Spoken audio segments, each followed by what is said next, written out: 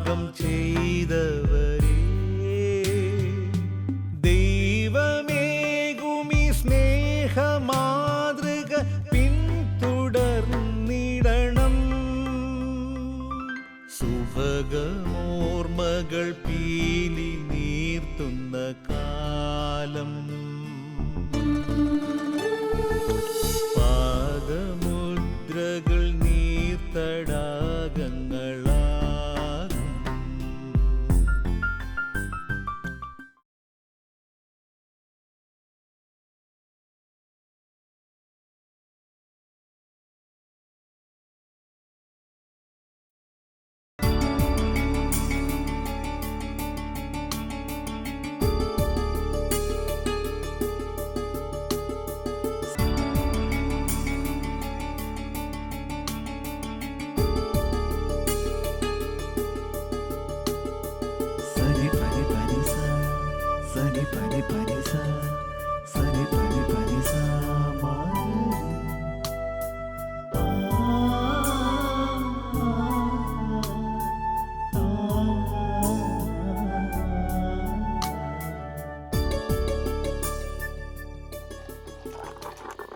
പൊതുസമൂഹത്തോടുള്ള ബന്ധം അച്ഛൻ എപ്പോഴും നിലനിർത്തിയിരുന്നു.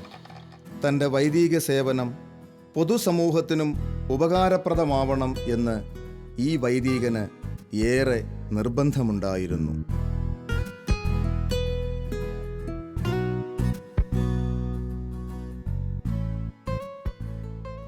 കേരളത്തിലെ ചാതുർവർണ്ണത്തിൻ്റെ ഒരു ഭാഗമായിട്ട് പരമ്പരാഗതമായി തൊഴിൽ ചെയ്യുന്ന ഒരാൾ ആ പരമ്പരാഗതമായി തൊഴിൽ ചെയ്യുള്ളൂ.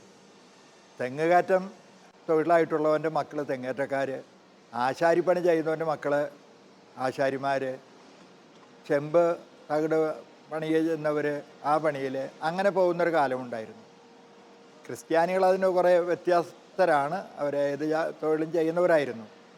പക്ഷേ കാലങ്ങൾ മാറിയോടുകൂടി കേരളം പൊതുവെ കാർഷിക രംഗമായിരുന്നെങ്കിലും അത് ഒരു വലിയ തൊഴിലെന്ന് പറയാൻ പറ്റാത്ത കാലഘട്ടത്തിലേക്ക് നീങ്ങി. അപ്പോൾ സാങ്കേതിക വിദ്യ ഒഴിച്ചുകൂടാൻ പറ്റാത്ത ഒന്നായി.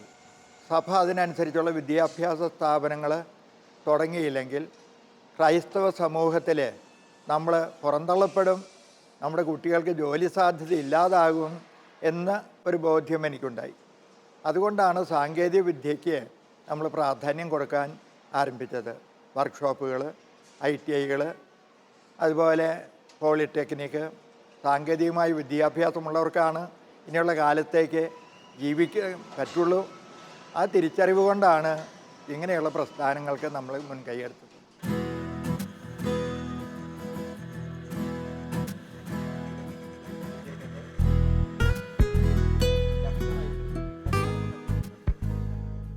കേരളത്തിൽ ഇൻഡസ്ട്രി എന്നുള്ളൊരു പ്രസ്ഥാനം വളരെ കുറവായിരുന്നു.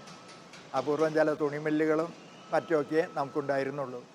അതും പിന്നീട് 65-70 ആയപ്പോഴേക്കും സമരങ്ങളുടെ കോലാഹലമായി. ഒരു കമ്പനി തുടങ്ങുക എന്നുള്ളതിനേക്കാൾ കൂടുതൽ ഒരു കമ്പനി പൂട്ടിക്കുക എന്നുള്ളതായി നമ്മുടെ അവിടുത്തെ ലക്ഷ്യം. അങ്ങനെ വന്നപ്പോൾ മലയാളിക്ക് തൊഴിൽ സാധ്യതകൾ ഉള്ളതും ഇല്ലാതാവുമായിരുന്നു. രാഷ്ട്രീയത്തിൻ്റെ അതിപ്രസരം ഇവിടെ കൂടി വന്നതോടുകൂടി കുട്ടികളും വേണ്ട രീതിയിലുള്ള പഠനം നടത്താതെ വന്നു. അപ്പോൾ അതിനൊരു പരിഹാരമായിട്ട് ടെക്നിക്കലായിട്ട് പിള്ളേരെ സജ്ജമാക്കണം. ഇവിടെ അല്ലെങ്കിൽ വിദേശത്ത് പോയിട്ടെങ്കിൽ അവർ ജോലി ചെയ്യാൻ സന്നദ്ധരാവണം.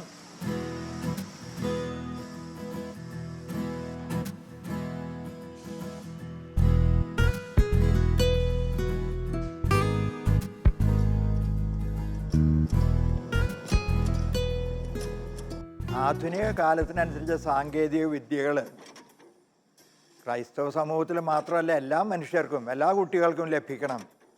അതുകൊണ്ട് ഉത്തമമായ നല്ല സ്റ്റാൻഡേർഡുള്ള സ്ഥാപനങ്ങൾ നമുക്കുണ്ടാവണമെന്നുള്ള ധാരണ നമ്മൾ സ്ഥാപനങ്ങൾ തുടങ്ങിയപ്പോൾ നമുക്കുണ്ടായിരുന്നു.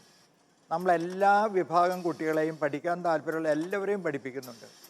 എഞ്ചിനീയറിംഗ് കോളേജിൽ തന്നെ ഏകദേശം 10ൽ ഒരാൾക്കെന്നുള്ള രീതിയിൽ നമ്മൾ ഫീസ് കൺസെഷൻ കൊടുക്കുന്നുണ്ട്. അവരുടെ സാമ്പത്തിക സ്ഥിതി അനുസരിച്ച് പരിഗണനകൾ കൊടുക്കുന്നുണ്ട്. ചിലർക്കൊക്കെ തുച്ഛമായ എന്തെങ്കിലും ഒരു സംഖ്യ മേടിച്ചിട്ട് ഒത്തിരി പേരെ പഠിപ്പിക്കുന്നുണ്ട്. അതിൻ്റെയൊക്കെ അടിയിലുള്ള ലക്ഷ്യം കാലത്തിനനുസരിച്ച പുരോഗതി, തൊഴിൽ മേഖലകൾ സഭയ്ക്ക് അന്യമല്ല, സഭ അതിൻ്റെ പങ്കാളിയാണെന്നുള്ള ബോധ്യത്തോടെ നമ്മൾ നടത്തുകയാണ്.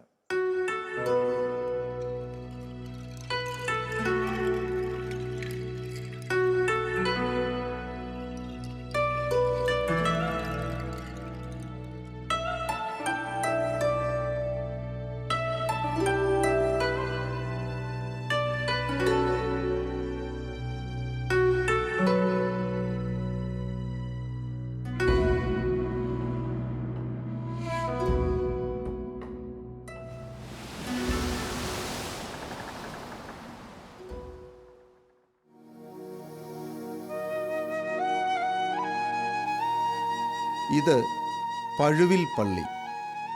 1000-ലേറെ കൊല്ലങ്ങൾ പഴക്കമുള്ള ചരിത്ര പ്രാധാന്യമുള്ള ഈ പള്ളിയാണ് തേക്കാനത്തച്ഛൻ്റെയും ഇടവകപ്പള്ളി. വിശുദ്ധ അന്തോനീസിൻ്റെ നാമത്തിലുള്ള ഭാരതത്തിലെ പ്രഥമ ദേവാലയം എന്ന ഖ്യാതിയും ഈ പള്ളിക്ക് സ്വന്തമാണ്. അതിലെല്ലാമുപരി മിഷനറിയും സംസ്കൃത പണ്ഡിതനുമായിരുന്ന അർണോസ് പാതിരി തൻ്റെ അവസാന നാളുകൾ കഴിച്ചുകൂട്ടിയത് ഈ പള്ളിയിലായിരുന്നു. അദ്ദേഹം തൻ്റെ വിഖ്യാത കൃതിയായ പുത്തൻപാന രചിച്ചതും ഇവിടെ വച്ചായിരുന്നു. ഈ ഇടവകയുടെ കീഴിലുള്ള കീഴ്പള്ളിക്കര എന്ന സ്റ്റേഷൻ പള്ളിക്ക് അതിർത്തിയിലാണ് അദ്ദേഹം താമസിക്കുന്നത് എന്ന് വരികിലും പഴുവിൽ ഇടവകയുടെ അംഗമായി ഈ ഇടവകയിൽ ഒത്തിരിയേറെ നല്ല കാര്യങ്ങൾ പ്രവർത്തിച്ചിട്ടുള്ള വലിയ ഹൃദയത്തിൻ്റെ ഉടമയാണ് ബഹുമാനപ്പെട്ട തേക്കാനത്തച്ഛൻ. കൊച്ചുനാളിൽ തന്നെ വൈദികനാകാൻ വലിയ ആഗ്രഹം പ്രകടിപ്പിച്ച് എപ്പോഴും പള്ളിയുമായി ബന്ധപ്പെട്ട കാര്യങ്ങളിലും വലിയ ഉത്സാഹം കാണിച്ചിട്ടുള്ള തേക്കാനത്തച്ഛൻ ദൈവത്തിൻ്റെ വിളി സ്വീകരിച്ച് വൈദികനായി തീർന്ന് തൃശ്ശൂർ അതിരൂപതയുടെ പ്രഗത്ഭരായിരിക്കുന്ന വൈദിക ഗണത്തിൽ ഒരാളായി തീർന്നിരിക്കുകയാണ്. അദ്ദേഹം തൃശ്ശൂർ രൂപതയ്ക്ക് വേണ്ടി ചെയ്തിട്ടുള്ള സ്തുത്യർഹമായ സേവനങ്ങൾ എണ്ണമറ്റതാണ്. വളരെ പ്രത്യേകമായി അജപാലന ശുശ്രൂഷയിൽ മികവുറ്റ സേവനമാണ് അദ്ദേഹം കാഴ്ചവെച്ചിട്ടുള്ളത്. ഒത്തിരിയേറെ പള്ളികളിൽ അദ്ദേഹം സേവനം ചെയ്തിട്ടുണ്ട്. അതിനേക്കാളൊക്കെ ഉപരിയായി അദ്ദേഹത്തിൻ്റെ വിദ്യാഭ്യാസ മേഖലയിലെ പ്രവർത്തനങ്ങൾ എണ്ണമറ്റവയാണ്. തൃശ്ശൂർ അതിരൂപതയുടെ എൻജിനീയറിംഗ് കോളേജിൻ്റെ സ്ഥാപനത്തിൻ്റെ കാര്യത്തിലും ITI മേഖലയിലുള്ള അദ്ദേഹത്തിൻ്റെ പ്രവർത്തന കാര്യത്തിലും ഏൽപ്പിച്ച കാര്യങ്ങൾ വളരെ ശുഷ്കാന്തിയോടുകൂടി അദ്ദേഹം പ്രവർത്തിച്ചിട്ടുള്ളതായിട്ട് എനിക്ക് വളരെയേറെ സന്തോഷത്തോടെ പറയാൻ സാധിക്കും.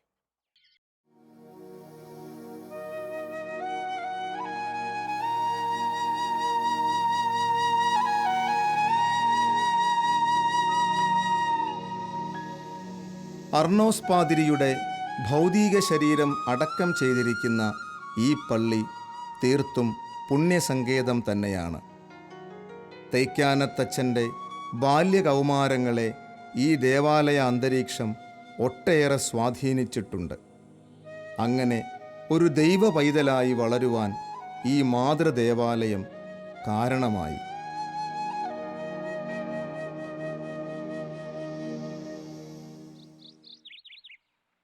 അദ്ദേഹത്തിൻ്റെ പ്രാവീണ്യം തൃശ്ശൂർ അതിരൂപതയ്ക്ക് വലിയ മുതൽക്കൂട്ടായിരുന്നു. അദ്ദേഹം പ്രവർത്തിച്ച എല്ലാ ഇടവകളിലും അദ്ദേഹത്തെ ഓർക്കുന്ന ഒത്തിരിയേറെ ജനങ്ങളുണ്ട്. അദ്ദേഹം ഇടവക ജനങ്ങളിൽ വലിയ കൂട്ടുകൂടുന്ന വ്യക്തിയാണ്. എല്ലാ ആളുകളെയും വ്യക്തിപരമായ വിധത്തിൽ അറിയുകയും അതിനാൽ കഴിയുന്ന വിധത്തിലുള്ള സേവനം ചെയ്യാൻ ഉത്സാഹം കാണിക്കുന്ന ഒരു വ്യക്തിത്വമാണ്. ആർക്കും അദ്ദേഹത്തിൻ്റെ അടുക്കൽ ഏറ്റവും വേഗത്തിൽ അടുപ്പത്തിൽ ആകാൻ സാധിക്കും.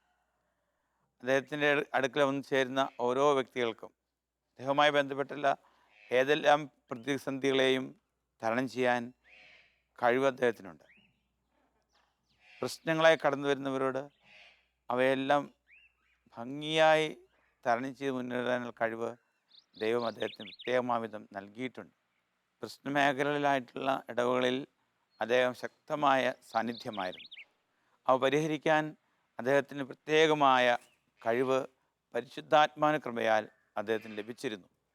എല്ലാം ശാന്തമാക്കാനും പരിഹരിക്കാനുള്ള ഒരു വലിയ അനുഗ്രഹം നിലവിലാ ദൈവം അദ്ദേഹത്തിന് നൽകുകയും ചെയ്തു.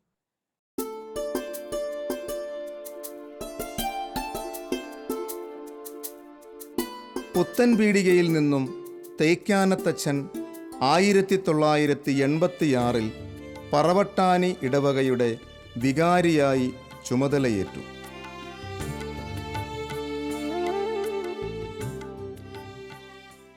ആയിരത്തി 1986 ഞാൻ ഇവിടെ വികാരിയായിട്ട് വരുന്നത്.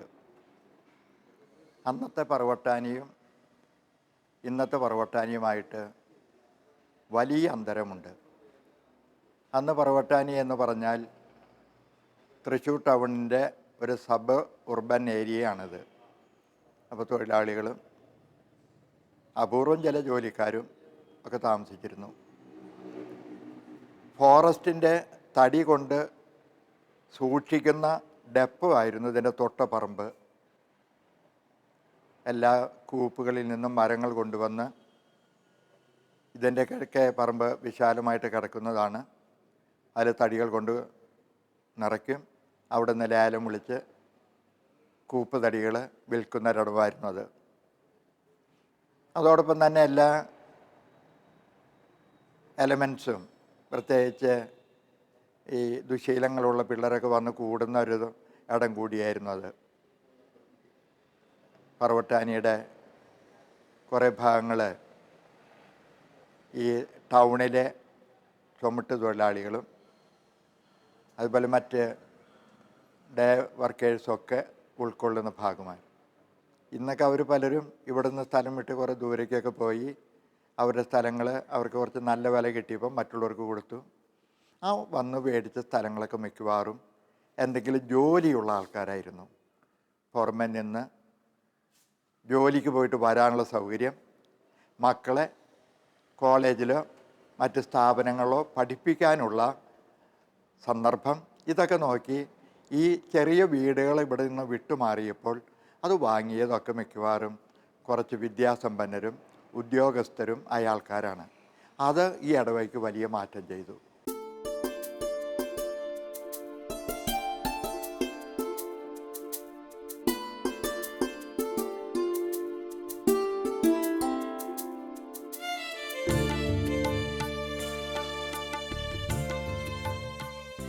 ഞാനുള്ള അവസരത്തിൽ പള്ളിക്ക് സിംസ്തേരി സ്ഥലം പോരാ എന്ന് തോന്നിയിട്ട് സെല്ല് മോഡൽ പണിയാൻ തുടങ്ങി. അന്ന് തൃശ്ശൂർ രൂപയിൽ സെല്ലുകളായിട്ടില്ല. പിന്നെ എൻ്റെ ഒരു ആർക്കിടെക്ചർ ഇത് വെച്ചിട്ടാണ് അതിൻ്റെ കപ്പേളയൊക്കെ. അപ്പോൾ പണി തുടങ്ങിയപ്പോൾ ആൾക്കാർ വിചാരം അവിടെ ഒരു ചെറിയ കപ്പേള പണിയുന്നു. അന്ന് കപ്പേളയില്ല, അതായിരുന്നു. പക്ഷേ അത് അടിയിൽ നിന്ന് 4 കാല് കൊണ്ടുപോയി പിന്നെ അവിടെ നിന്ന് സൈഡുകളൊക്കെ പണിതു. തൊട്ടും വീടുകളുള്ളത് കൊണ്ട് പ്രത്യേക അനുവാദത്തിനൊന്നും പോയി എളുപ്പമല്ല. അപ്പം അങ്ങനെ ഒരു ധൈര്യം വെച്ച് തുടങ്ങി. അതിനുശേഷം സാമ്പത്തികമായിട്ടും പിന്നെ ഇത് ടൗണിനോട് ചേർന്നൊരിതാണെന്ന് പറഞ്ഞല്ലോ. വൈകുന്നേരം ആകുമ്പോൾ ഈ പരിസരത്തുള്ള എല്ലാ ചെറുപ്പക്കാരും ഇവിടെ വന്നു കൂടും. അവർ പള്ളിയിൽ നിന്നുള്ള ഒരു ബഹുമതിയോടുകൂടി അല്ല പലപ്പോഴും പെരുമാറുക. ഇതിൻ്റെ മുമ്പിൽ അവർ പന്ത് കളിക്കും. 2 സൈഡുമുള്ള സ്കൂളിൻ്റെ ഓടുകൾ തല്ലിയോട് അല്ല പന്തടിച്ച് വലിയ പിള്ളേർ ഫുട്ബോൾ കളിക്കാൻ മാത്രമുള്ള സ്ഥലമില്ല. അത് നിർത്തണം എന്ന് പറഞ്ഞാൽ അവർ നിർത്താനൊന്നും തയ്യാറല്ല. അത് കുറച്ച് ഫ്രിക്ഷൻ ഉണ്ടാക്കിയിട്ടുണ്ട്. അല്ലാതൊക്കെ പിന്നീട് ആ കളിയൊക്കെ അവർ ഇവിടെ നിന്ന് മാറ്റി, പള്ളിമുറ്റത്ത് നിന്ന് മാറ്റി. പള്ളിയെ സംബന്ധിച്ച് ഇന്ന് നല്ല ഒരു വളർച്ചയുണ്ടായിട്ടുണ്ട്. ജനങ്ങളുടെ നല്ല സഹകരണമുണ്ട്. പൊതുവെ ടൗണിൻ്റെ എല്ലാ സൗകര്യങ്ങളും ഇവിടേക്കും കിട്ടിയിട്ടുണ്ട്.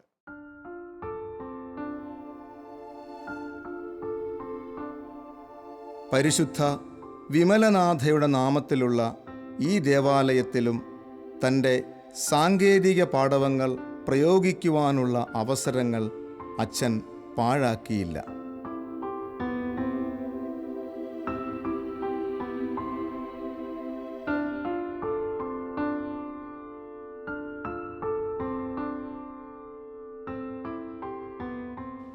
കോട്ടാനി ഇടവകയെ സംബന്ധിച്ച് 6ാമത്തെ വൈദികനാണ് ബഹുമാനപ്പെട്ട ആൻ്റണി തേക്കാനത്തച്ഛൻ. അച്ഛനെ സംബന്ധിച്ച് വളരെ കൃത്യനിഷ്ഠയും കൃത്യമായ ജോലി ചെയ്യുന്നതിൽ നിർബന്ധ ബുദ്ധിയുള്ള വ്യക്തിയായിരുന്നു.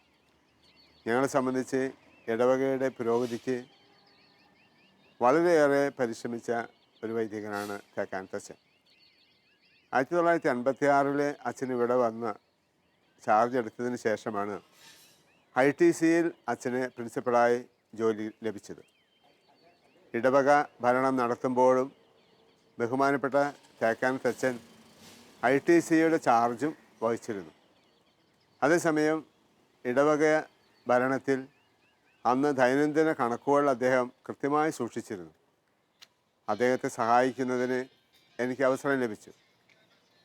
സാമ്പത്തികമായി വളരെ പിന്നോക്കമായിരുന്ന ഒരവസ്ഥയ്ക്ക് അച്ഛൻ്റെ കുശാഗ്ര ബുദ്ധിയാണ് ഇന്ന് കാണുന്ന സെൽ മോഡലിലുള്ള കല്ലറകൾ.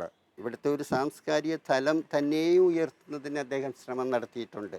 കാരണം ഒരു ന്യൂനപക്ഷം ആളുകൾ അഭ്യസ്തവിദ്യരാണെങ്കിൽ ബഹുഭൂരിപക്ഷവും സാധാരണ അക്ഷരജ്ഞാനം മാത്രമുള്ളവർ ആയിരുന്നു. അക്ഷരജ്ഞാനമില്ലാത്ത വളരെ കൊച്ചു ന്യൂനപക്ഷവും ഉണ്ടായിരുന്നു എന്നതാണ് വസ്തുത.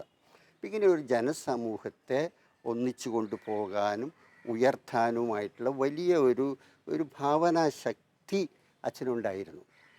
അത് വെച്ചുകൊണ്ടാണ് അദ്ദേഹത്തിൻ്റെ പ്ലാനുകൾ എങ്ങനെ കൊണ്ടുപോകണമെന്നത്. അപ്പോൾ അങ്ങനെ വേണ്ടി വന്നപ്പോൾ ചില കടുത്ത തീരുമാനങ്ങൾ എടുക്കേണ്ടി വന്നിട്ടുണ്ട്. ചിലപ്പോൾ അസ്വസ്ഥതകൾ ഉണ്ടായിട്ടുണ്ട്. പള്ളിമുറ്റത്താണെങ്കിൽ ഒരു ഡിസിപ്ലിൻ വേണം, കുട്ടികളിൽ വേണം, അത് പുറമെ നിന്ന് വരുന്നവരിൽ വേണം, സ്കൂളിനകത്ത് വേണം. ഈ സ്കൂളിലേക്ക് കടക്കുമ്പോൾ ഇവിടെ അന്ന് 28 ഡിവിഷൻ വരെ ഉണ്ടായിരുന്ന ഒരു വലിയ സ്കൂളായിരുന്നു ഇത്. 1000-ൽ മീതെ കുട്ടികളുള്ളൊരു സ്കൂൾ. ഇന്നിതിൻ്റെ സ്ഥിതി വളരെ ശോചനീയമാണ്. എന്നെങ്കിലും അടുത്ത കാലത്ത് അത് നിന്നു പോകുമോ എന്ന ഭയാശങ്കയിലാണ് ഇടവക. അപ്പോൾ ആ കാലത്ത് സ്കൂളിനകത്ത് കുട്ടികളുടെ ഇടയിൽ ഡിസിപ്ലിൻ ഉണ്ടാക്കാനായിട്ട് സ്കൂളിൻ്റെ മാനേജർ എന്ന നിലയിൽ അച്ഛൻ വളരെ വലിയ ശ്രമം നടത്തി. ടീച്ചേഴ്സുണ്ട്, അന്നുണ്ട് ഒരുപാട് 10-40 ടീച്ചേഴ്സുള്ള ഒരു സ്കൂളാണിത്. ഇവിടെ ആ കാലത്ത് അദ്ദേഹം നടത്തിയ ശ്രമത്തിൻ്റെ ഫലം എന്നോണം കോർപ്പറേറ്റ് മാനേജ്മെൻറ്റിൻ്റെ കീഴിൽ നമ്മുടെ അന്നത്തെ രൂപതയിലുള്ള സ്കൂളുകളിൽ വെച്ച് UP വിഭാഗത്തിൽ ഇംഗ്ലീഷിന് അവാർഡ്, നമ്മുടെ രൂപത നിലവാരത്തിലുള്ള അവാർഡ് കിട്ടിയത് ഇവിടുത്തെ ഇംഗ്ലീഷ് പഠിപ്പിച്ച TI താണ്ട ടീച്ചർക്കാണ്. അതുപോലെ ഹിന്ദിക്ക് ഈ രൂപത നിലവാരത്തിലുള്ള അവാർഡ് കിട്ടിയത് ബെസ്റ്റ് സ്കൂൾ അവാർഡ്, ആ ബെസ്റ്റ് ടീച്ചറെന്നും രണ്ടു കൂട്ടരും പറയുന്ന രീതിയിൽ ഉള്ള ആ അവാർഡ് കിട്ടിയത് ഇവിടുത്തെ ഹിന്ദി ടീച്ചറായിരുന്ന CA റോസി ടീച്ചർക്കാണ്. ഇതൊക്കെ വരുത്തിയത് അദ്ദേഹം ഒരു ഡയറക്ഷൻ, ഒരു ശരിയായ ദിശാബോധം അദ്ദേഹത്തിനുണ്ടായിരുന്നു. എങ്ങനെയാണ് ഒരു ഇടവകയെ രൂപപ്പെടുത്തിയെടുക്കുക, ആ രൂപപ്പെടുത്തിയെടുക്കുന്നതിൽ അദ്ദേഹം എടുത്ത ശ്രമവും അദ്ദേഹം നൽകിയ വഴികാട്ടലും മാർഗദർശനവും വളരെ സഹായിച്ചിട്ടുണ്ട് ഇടവകയെ കുറേ കൂടി ഉയരത്തിലേക്ക് എത്തിക്കുന്നതിന്. അച്ഛനെ സംബന്ധിച്ച് ഈ ഇടവകയിൽ വന്നിട്ടുള്ള 17 വൈദികരിൽ 3 വൈദികരാണ് കറുത്ത ലോഹയിൽ ഞങ്ങളുടെ കുട്ടിക്കാലത്ത് അവർ ഓർക്കുന്നതിന് അവസരമുണ്ടായത്. ബഹുമാനപ്പെട്ട പാവു മഞ്ഞളിയച്ഛനും ബഹുമാനപ്പെട്ട സെബാസ്റ്റ്യൻ കൊള്ളനൂരച്ഛനും ബഹുമാനപ്പെട്ട ആൻ്റണി തേക്കാനത്തച്ഛനുമാണ് ഇന്ന് ഒരിടത്തും കാണാത്ത വിധത്തിലുള്ള ആ കറുത്ത ലോഹയും അതോടൊപ്പമുള്ള കോളറും ധരിച്ച് അവർ വിശുദ്ധ കുർബാനയിലും മറ്റ് പല സാഹചര്യങ്ങളിലും ഞങ്ങൾക്ക് കാണാനിട വന്നിട്ടുണ്ട്. അതുതന്നെ കുട്ടിക്കാലത്ത് ആ ഓർമ്മ ഇന്നും ഞങ്ങളുടെ ചിന്തകളിൽ സ്ഥലം പിടിച്ചിട്ടുണ്ട്.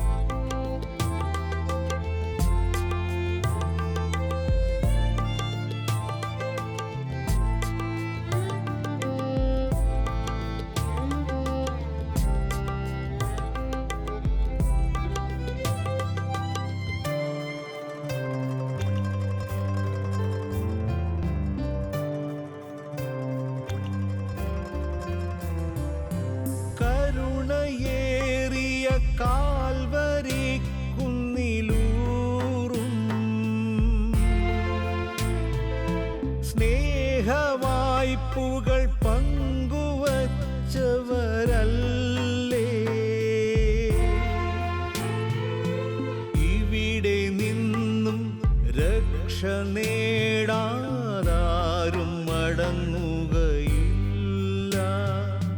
പാപമോചനം യേശു ചിന്തിയ ചോരതൻ വിജയം.